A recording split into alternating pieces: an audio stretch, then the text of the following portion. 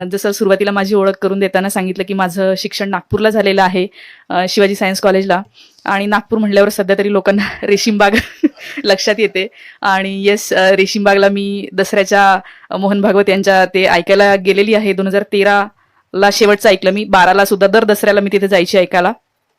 कारण त्यावेळेला मी एका संस्थेसोबत काम करत होती आणि ती, जसं दादांनी सांगितलं की त्यांच्या अनेक सब ऑर्गनायझेशन असतात वेगवेगळ्या लोकांसाठी. जसं RSS असेल ते तिथे पुरुष असतात आणि वेगळ्या गोष्टी चालतात. युवकांसाठी म्हणून विवेकानंद केंद्र नावाची गोष्ट आहे.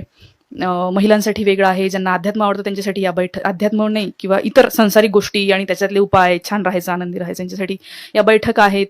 ज्यांना व्यायाम करायला आवडतो त्यांच्यासाठी योगवर्ग आहे.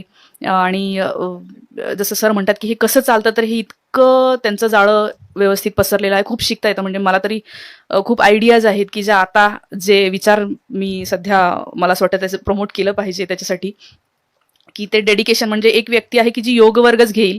आणि मी तिथे असताना पाहिले 3 वर्ष सलग ती व्यक्ती रोज सकाळी 7 वाजता यायची.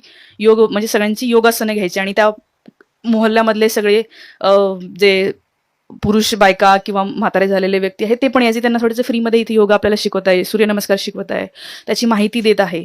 तर सगळ्यात महत्त्वाचं आहे डेडिकेशन त्या एका व्यक्तीचं, जी रोज त्यावेळेला येते आणि घेते. आपल्यापैकी अनेक लोक हे सुरूच करू शकतात. त्याच्यामध्ये ते काय तुम्हाला वैचारिक नाही सांगत. रोज तुमचं योग घेणार, एक्सरसाइज घेणार, ध्यान, प्राणायाम सगळं.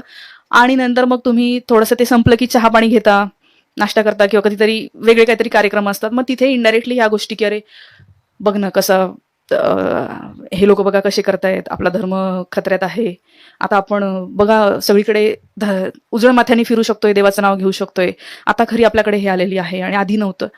असे म्हणजे 15-1 दिवसातून एखादं वाक्य असतं. असं काही ते मारा नाही करत विचारांचा. योग वर्गाला आलेल्या लोकांना असं वाटत नाही आम्ही जर म्हणलं तिथे नका जाऊ, ते म्हणतात त्याच्यात काय फ्रीमध्ये शिकवतात छान आणि कधीच आम्हाला असं काहीच सांगत नाहीत ते. आणि इव्हन ह्या बैठकांचं सुद्धा तसंच आहे की माझ्याकडे एडिटिंगला एक मुलगा यायचा, तो जायचा त्या बैठकांना आणि मला ते इतकं नव्हतं माहिती. नंतर मी अनेक काही व्हिडिओ बनवायला लागली तेव्हा तो म्हटला की हां मॅडम मला आता लक्षात येत आहे की, कारण तो मला असं म्हणायचं नाही तिथे काही असं होत नाही, छान सांगतात, अध्यात्म सांगतात आणि कसं जगावं, खूप विचार करू नये वगैरे ह्या सगळ्या गोष्टी. मग नंतर त्यांनी सांगितलं की हां मला एकदा असं सांगितलं होतं की आपण किती लकी आहोत सगळे, आपण देवाला बघू शकतो आपल्या म्हणजे मूर्ती. आणि बाकीच्यांकडे ज्यांच्याकडे मूर्ती नाही आहे म्हणजे इनडायरेक्टली काय की बाबा आपण कसे सुपिरियर आहोत आणि इतरांना नाही बघायला मिळत. तर तो म्हणला की मी माझा एवढा चांगला मित्र होता, मी त्याच्याशी कधी भांडायचो, मी जाऊन भांडलो म्हणे त्याला की आमचं कसं हे आहे, आम्ही देवासमोर उभं राहतो, त्याच्याकडे बघतो, त्याच्याशी बोलतो, आणि तुम्ही कोणासोबत उभं राहता, कोणाला बोलता वगैरे नाही का. तर हे अशा प्रकारे एखादंच वाक्य असतं की म्हणजे मी त्याच प्रश्नाला उत्तर देते सध्या, अजून माझा विषय सुरू नाही झालाय, की अशा छोट्या छोट्या गोष्टी असतात. जेव्हा मी तिथे जायची, जे 3 वर्ष मी तुम्हाला म्हणलं की मी इतकं ब्रेन वॉश झालेलं होतं की मला असं वाटत होतं की आपण आयुष्यभर या संस्थेसाठी काम करू. म्हणजे मी त्या कन्याकुमारीला जाऊन 10 दिवसाचं शिबिर केलेलं होतं. त्याच्यातनं ते एक एज पण असं तुमचं 11वी झालं, 12वी झाल्याच्या नंतर अनेकांना वाटतं की आपण काहीतरी देशासाठी केलं पाहिजे. मलाही तसंच वाटत होतं की मला काहीतरी करायचं आहे माझ्या देशासाठी, पण काय करायचं ते माहिती नव्हतं. आणि तिथे नागपूरजवळ बाबा आमटे, प्रकाश आमटे यांचं काम तेव्हा सुरू होतं. ते तेव्हा आजारी होते, रोज पेपरला काहीतरी लिहून यायचं. तर असं वाटायचं की आपण काहीतरी करूया यांच्यासारखं काम किंवा यांच्या संस्थेमध्ये. पण तिथपर्यंत तर मी गेली नाही. एक दिवस कॉलेजच्या नोटीस बोर्डवर एक युवा प्रेरणा शिबिर, आणि खूप भारी शब्द होते ते, पूर्ण विजय, पर्सनॅलिटी डेव्हलपमेंट कॅम्प, असे काय काय त्याच्यात शब्द होते. बाकी संस्कृती धर्म असं काहीही नव्हतं. म्हणजे मला अट्रॅक्ट करेल आणि मला सोडलं अरे हां मला कुठे काहीतरी प्रेरणा मिळणार आहे इथून. फोन नंबर वगैरे घेतला आणि सायकलनी इतक्या लांब त्यांचं ऑफिस होतं तिथपर्यंत मी स्वतःहून गेली त्यांच्यापर्यंत. आणि त्यांनी सांगितलं असं असं शिबिर आहे या, मग शिबिरात गेली तर ते छान देशभक्तीपर गीतं होतात. आपला देश, आपली संस्कृती कशी महान आहे. तर हे ऐकून आपल्याला छानच वाटतं, आपली संस्कृती महान आहे, इतके चांगले लोक होऊन गेलेले आहे वगैरे, आपल्याला कोणी हरवू शकलेलं नाही असं ऐकून छान वाटतं त्या वयात. आणि असं वाटतं की हां येस. त्यामुळे ते सुरुवातीला मी तर म्हणते की त्या व्यक्तींबद्दल तुम्हाला खूप चांगलं वाटायला लागतं की हे किती महान लोक आहेत, ह्यांना देशाची काळजी आहे. आणि ते म्हणजे तुम्हाला त्यांच्याबद्दल खूप आदर निर्माण होतो त्या सगळ्याच एकंदर. आणि खूप चांगलं वागतात ते. बिलकुल कुठल्या पक्षाचं नाव मी तरी नाही ऐकलं त्यांच्याकडून कधी, किंवा धर्माचे डायरेक्ट नाव घेत नाहीत. देशभक्ती, संस्कृती महान हे ते. आणि ते सगळं ज्यांना आम्हाला काय कधी वाचायला मिळालं नाही त्याच्यामुळे तेच भारी वाटून जातं. सो त्याच्यामुळे एकदा विश्वास बसला की हा मला माहित होतं हे 2-3 हे खूप चांगले आहेत. कथाही ते असे सांगतात. एखादा प्रसंग असेल त्याला खूप इमोशनल करून सांगणार की समोरचा गहीवरून असं त्याच्या डोळ्यातून पाणी येतं. झालं तुम्ही कन्वर्ट होऊन जाता तेव्हाच. म्हणजे तुम्हाला असं वाटतं की ही खूप मस्त आणि हा खूप चांगला आहे बाबा व्यक्ती. नंतर मग तो हळूहळू जेव्हा एकदा तुमचा विश्वास बसतो तर ते स्टेजवरून काहीच नाही सांगत.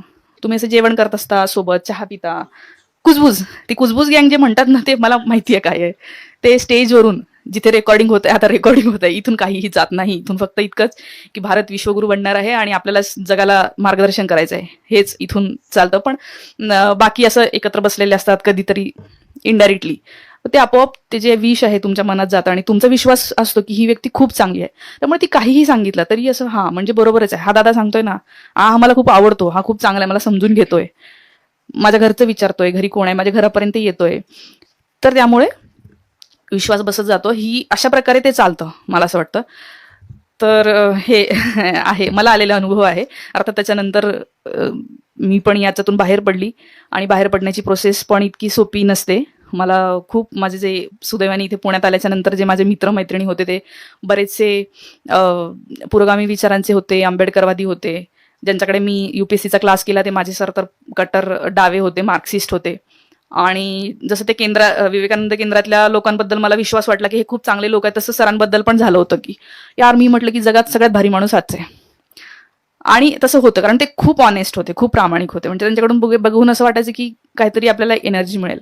ते असं भंपक उगीच डायलॉग दिले असं काहीही नव्हतं, एकदम बेसिक आणि हे होतं. त्यामुळे पहिले सर व्यक्ती म्हणून खूप चांगली आहे हे मला हे झालं. आणि नंतर मग सर जे सांगत आहेत ते हळूहळू पटत गेलं. हे जरी असलं म्हणजे 2013ला जरी असलं तरी 14ला जेव्हा मोदी पंतप्रधान झाले तेव्हा मला बरं वाटलं होतं. पण त्याच्या आधीच सरांचा क्लास होऊन झालेला होता. म्हणजे मला माहित होतं सर पण बरोबर बोलताय, पण हे पण झालं ते चांगलंच झालंय. तर म्हणजे मला आताही असं वाटतं की असं कसं मला वाटलं असेल. ते खूप आतमध्ये गेलेलं असतं. म्हणजे ते खूप काढायला वेळ लागतो. त्याच्यासाठी सतत जसे लोक प्रवचनाला जातात तसं त्यांना कंपल्शन करून हे सतत ऐकत राहणं, सांगत राहणं, त्याच्यातून तेव्हाच बाहेर पडतो. अर्थात मी बाहेर पडली ते यांच्या सगळ्या कामामुळे. आणि मला एक होतं की मला वाटायचं की ऑनेस्ट असलं पाहिजे आपण. म्हणजे एकच कसोटी मला असं वाटायची. आणि जेव्हा ते कळत गेलं की हे खोटं बोलतात वगैरे, तर माझ्या त्या संस्थेतले पण मित्रमैत्रिणी अजून पण त्यांना असं वाटतं, आम्हाला आश्चर्य वाटतं तू कसं काय हे करते. म्हणजे कारण त्या लोकांना माझा तर इतका विश्वास बसला होता की मी पूर्ण वेळ त्यांची हे होणार आहे हा आणि आयुष्य देणार आहे त्यांच्यासाठी. हे त्यांच्या वरपर्यंतच्या लोकांना विश्वास बसला होता की ही खूप चांगलं काम करेल बुवा म्हणून. पण मग त्यांना आता अजून म्हणजे आश्चर्य वाटतं की मी कसं काय इतकं हे बोलते त्यांच्याबद्दल. तर मला इतकं कळायचं की ते म्हणतात की अरे नाही ते चांगलं काम आहे आपल्या धर्मासाठी. सुरुवातीला मला वाटायचं की हा नाही आपल्या संस्कृतीसाठी ते करत आहेत, भाजप आपल्या संस्कृतीसाठी चांगले आहे, आपल्या देशाच्या अस्मितेसाठी चांगलं आहे हे वाटत होतं मला. पण नंतर जेव्हा कळलं की हे खूप खोटं बोलतायत, खोटं वागत आहेत, मग मला कळलं नाही जर एखादी व्यक्ती खोटं बोलत असेल तर ती कशासाठी चांगली असू शकत नाही. मग ती संस्कृती पण नाही वाचवू शकत. नाही वाचली पाहिजे ना संस्कृती माझी. म्हणजे ठीक आहे संस्कृती म्हणजे आता मला तरी ते वेगळ्या अर्थाने मी म्हणेन की आपली जी शौर्याची परंपरा आहे, महात्मा फुलेंचा विचार आहे, ही संस्कृतीच आहे, हे आपलं वारसाच आहे आपल्याला मिळालेला आणि तो जपला पाहिजे, तो वाढला पाहिजे. पण त्याला अल्ट एकच आहे की जी व्यक्ती प्रामाणिक असेल ना तर तिलाच मला असं वाटतं पुढे नेलं पाहिजे. तर त्यामुळे मग मला असं कळलं की हे नाही आहे प्रामाणिक, त्यामुळे आपण थोडं बंद करूया. नंतर एक स्टेज आली जेव्हा मला हे वाटत होतं सगळे सारखेच असतात म्हणजे मला खूप लोक म्हणे अरे ते दिल्लीमध्ये नाही का दंगे झाले होते जेव्हा 2019ला, आणि माझ्या इकडे काहीतरी दुसरंच चाललेलं, इकडची फिरण्याचे फोटो वगैरे टाकत होते. माझ्या मित्रांनी मला अजूनही आठवतं की त्याने मला मेसेज पाठवला होता की जेव्हा दिल्ली जळत होती तेव्हा मुक्ता हे करत होती, हे मी लक्षात ठेवीन वगैरे.